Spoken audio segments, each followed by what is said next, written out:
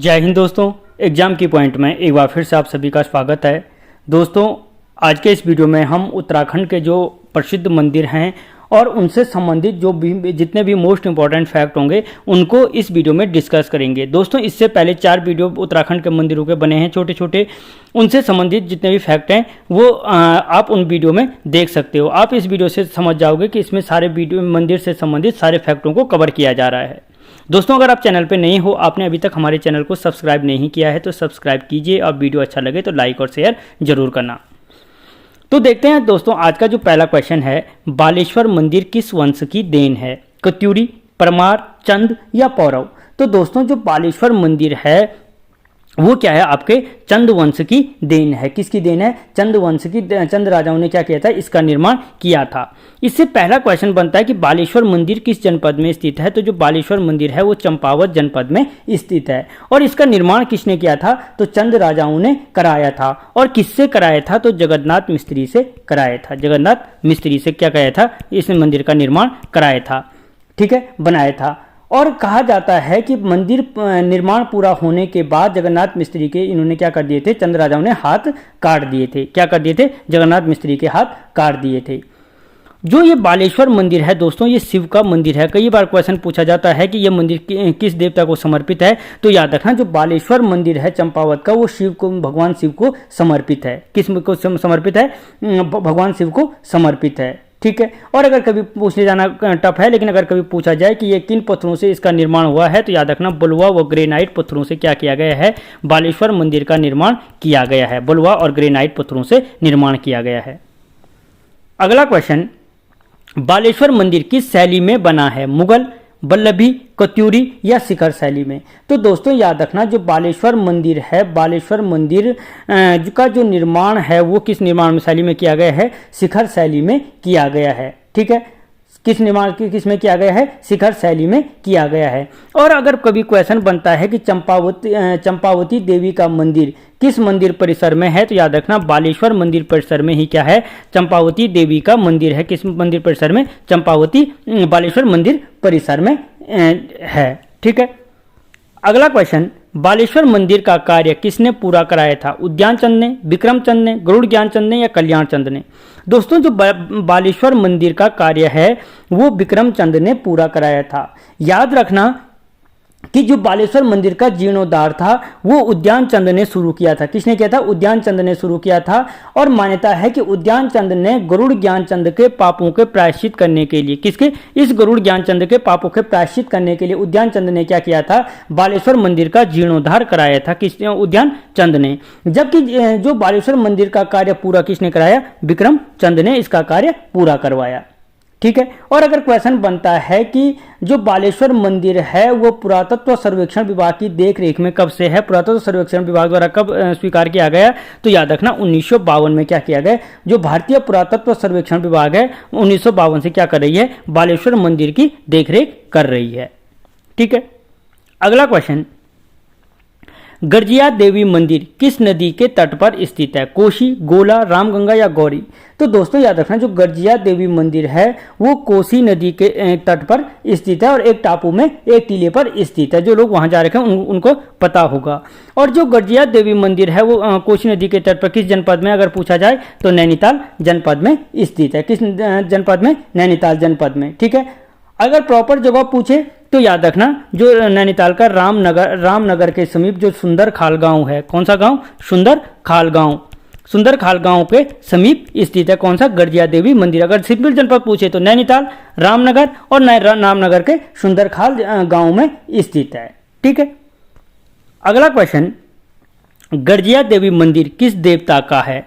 ठीक है, पार्वती का देवता बोलो या देवी बोलो? पार्वती का, सीता का, चंडिका या काली माता का? तो दोस्तों जो गर्जिया देवी मंदिर है वो पार्वती माता को समर्पित मंदिर है। किसको है? पार्वती माता को समर्पित मंदिर है। और यदि कभी पूछा जाए कि गर्जिया देवी को पहले क्या किस नाम से जाना जाता था?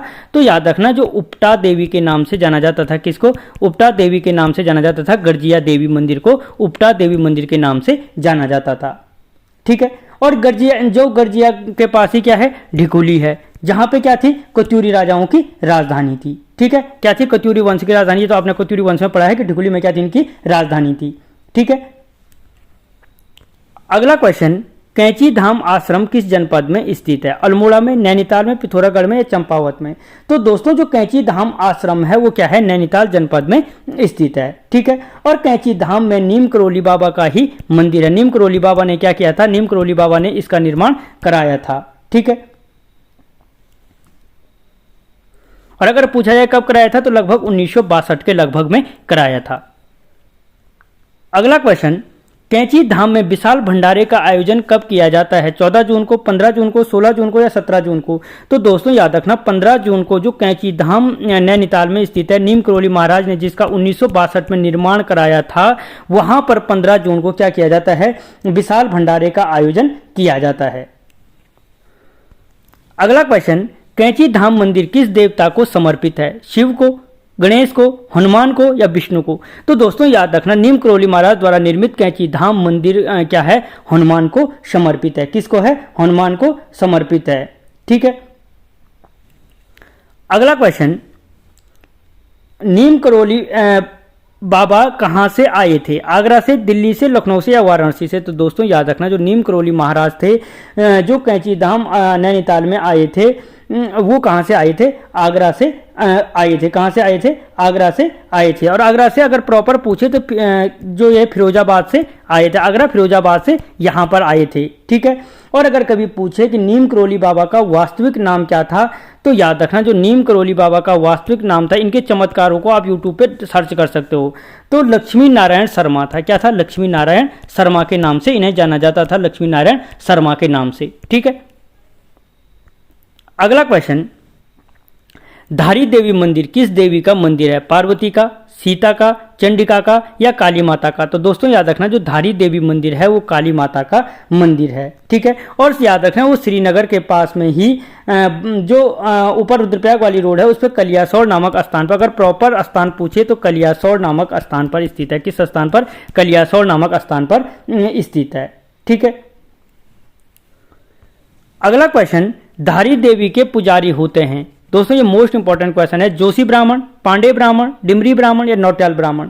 तो दोस्तों याद रखना जो धारी देवी के पुजारी होते हैं वो क्या होते हैं? पांडे ब्राह्मण होते हैं। ठीक है, जो काली माता को समर्पित मंदिर है। और कहा जाता है कि दिन गुजरते ही ये जो धारी देवी मंदिर की मूर्ति है, इस मूर्ति में क्या होता है? परिवर्तन होता रहता है।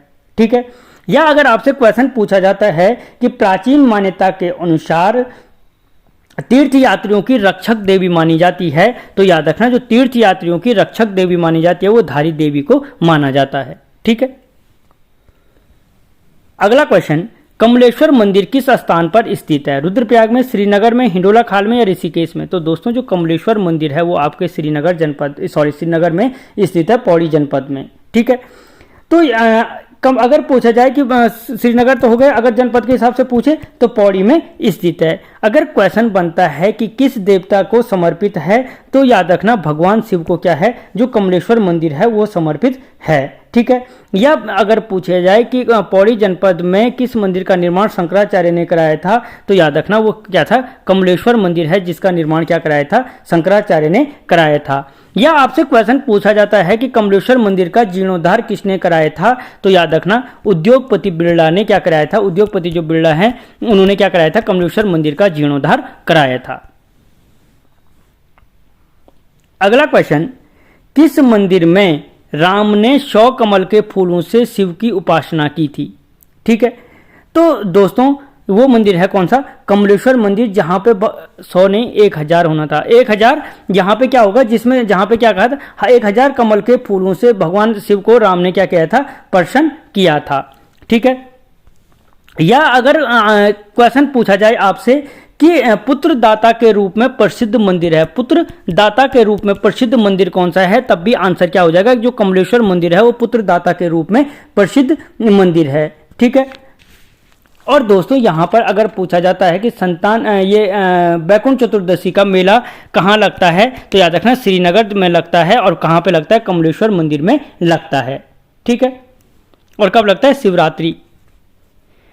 अगला क्वेश्चन, तृतीय केदार के नाम से जाना जाता है। केदारनाथ को, तुंगनाथ को, मधमेश्वर को या रुद्रनाथ को? तो दोस्तों याद रखना, जो तृतीय केदार के नाम से जाना जाता है वो आपके तुंगनाथ को जाना जाता है। ठीक है, और कहाँ पर है ये? रुद्रप्रयाग जनपद में स्थित है। कहाँ पर है? रुद्रप्रयाग जनपद में स्थित है। और यहाँ पर भगवान शिव के बाहुओं की पूजा की जाती है, भुजाओं की क्या की जाती है? पूजा की जाती है। ठीक है, और जो अगर पूछा जाए कि तुंगनाथ शीतकाल में कहाँ निवास करते हैं, ठीक है, तो याद रखना मक्कू में निवास करते हैं। कहाँ पे करते हैं? मक्कू में निवास करते हैं। अगला क्वेश्चन, तुंगनाथ मंदिर किस पर्वत शिखर पर स्थित है? चौखंबा, चंद्रशिला, भरतखंड या विश्वनाथ पर्वत? तो दोस्तों याद रखना, जो तुंगनाथ मंदिर है वो आपके क्या है? चंद्रशिला पर्वत पर स्थित है। किस पर्वत पर स्थित है? जो चंद्रशिला पर्वत पर स्थित है। ठीक है, और याद रखना जो ये तुंगनाथ है चंद्रशिला पर्वत पर स्थित है, और जो समुद्र तल से इसकी ऊंचाई है 3680 मीटर क्या है इसकी ऊंचाई है? 3680 मीटर। ठीक है, और उत्तराखंड का सर्वाधिक ऊंचाई पर स्थित मंदिर है कौन सा? तुंगनाथ मंदिर। ठीक है, कौन सा है? तुंगनाथ मंदिर समुद्र तल से सर्वाधिक ऊंचाई पर स्थित मंदिर है। अगला क्वेश्चन, हरिहर क्षेत्र के नाम से किस स्थान को जाना जाता है? हरिहर क्षेत्र के नाम से केदारनाथ को, तुंगनाथ को, मधमहेश्वर को या रुद्रनाथ को? तो दोस्तों जो हरिहर क्षेत्र के नाम से जाना जाता है वो तुंगनाथ को जाना जाता है। ठीक है, या आपसे पूछा जाए कि रावण शिला कहाँ पर स्थित है, तो याद रखना जो रावण शिला है वो भी आपके कहाँ पे है? तुंगनाथ में स्थित है। या अगर आपसे क्वेश्चन पूछा जाए कि बिना पूंछ वाले चूहे कहाँ पाए जाते हैं, तो वो कहाँ पाए जाते हैं? तुंगनाथ में पाए जाते हैं। या क्वेश्चन इस तरीके से अगर ज़्यादा पूछने की कोशिश करें कि बिना पूंछ वाले तुंगनाथ में पाए जाने वाले बिना पूंछ वाले चूहों को कहा जाता है, तो याद रखना उनको वहाँ के स्थानीय लोग रुंडा के नाम से जानते हैं। किस नाम से? रुंडा के नाम से जानते हैं। ठीक है, अगला क्वेश्चन, रावण शिला कहाँ स्थित है? अभी बताया मैंने, जो रावण शिला है वो आपके कहाँ पे है? रुद्रप्रयाग में स्थित है, तुंगनाथ में है। और तुंगनाथ आपके कहाँ पे है? रुद्रप्रयाग जनपद में स्थित है। अगला क्वेश्चन, मधमहेश्वर मंदिर किस शिखर पर स्थित है? चौखंबा, चंद्रशिला, भरतखंड या विश्वनाथ पर्वत पर? तो दोस्तों याद रखना जो मधमेश्वर मंदिर है वो चौखंबा शिखर पर स्थित है, जबकि चंद्रशिला पर मैंने अभी आपको बताया तुंगनाथ स्थित है। खर्चखंड भरतखंड में कौन सा है? केदारनाथ मंदिर है। ठीक है, और दोस्तों यहाँ पे अगर इसको देखा जाए तो अगर पूछा जाए कि द्वितीय केदार के रूप में किसे जाना जाता है, तो याद रखना जो द्वितीय केदार के रूप में जाना जाता है मधमेश्वर मंदिर को जाना जाता है, जबकि प्रथम केदार के रूप में केदारनाथ भगवान को जाना जाता है, द्वितीय केदार के रूप में मधमेश्वर मंदिर को, तृतीय केदार अभी मैंने आपको बताया तुंगनाथ मंदिर को जाना जाता है। ठीक है, और अगर पूछा जाए कि शीतकाल में मधमेश्वर की डोली कहाँ निवास करती है, तो याद रखना जो शीतकाल में मधमेश्वर की डोली करती है वो ऊखीमठ मंदिर में निवास करती है। ठीक है, अगला क्वेश्चन, मधमेश्वर मंदिर का निर्माण किस शैली में किया गया है? मुगल, वल्लभी, कत्यूरी या शिखर? तो दोस्तों जो मधमेश्वर मंदिर का निर्माण है यहाँ पे कोई भी ऑप्शन, पांडव शैली में क्या किया गया है? इस मंदिर का निर्माण किया गया है पांडव शैली में। अगला क्वेश्चन, पितृतीर्थ के रूप में प्रसिद्ध मंदिर है कल्पेश्वर, तुंगनाथ, मधमेश्वर या रुद्रनाथ? तो दोस्तों पितृतीर्थ के रूप में जो प्रसिद्ध मंदिर है वो कौन सा है? रुद्रनाथ है। ठीक है, और यदि पूछे कि किस चतुर्थ केदार के रूप में किसको जाना जाता है, तो रुद्रनाथ को ही क्या जाना जाता है? चतुर्थ केदार के रूप में जाना जाता है। ठीक है, और यदि पूछा जाए कि रुद्रनाथ में भगवान शिव के किस भाग की पूजा की जाती है, तो याद रखना जो रौद्रमुख है, रौद्रमुख की पूजा की जाती है रुद्रनाथ में। ठीक है, यह क्वेश्चन पूछा जा सकता है कि ब्रह्म कमल के लिए प्रसिद्ध केदार है, तो रुद्रनाथ क्या है? ब्रह्म कमल के लिए प्रसिद्ध केदार है। या पूछा जा सकता है कि बैतरणी नदी पंच केदार में से किस केदार के समीप बहती है, तो रुद्रनाथ के समीप कौन सी नदी बहती है? बैतरणी नदी बहती है। ठीक है, और यहाँ पर शिव के जो रौद्रमुखी पूजा की जाए, अगर पूछा जाए कि शीतकाल में रुद्रनाथ की पूजा कहाँ होती है, तो याद रखना गोपेश्वर मंदिर में क्या की जाती है? शीतकाल में रुद्रनाथ भगवान की पूजा की जाती है। यह पितृतीर्थ के रूप में आपको बता दिया और चतुर्थ केदार के रूप में जाना जाता है।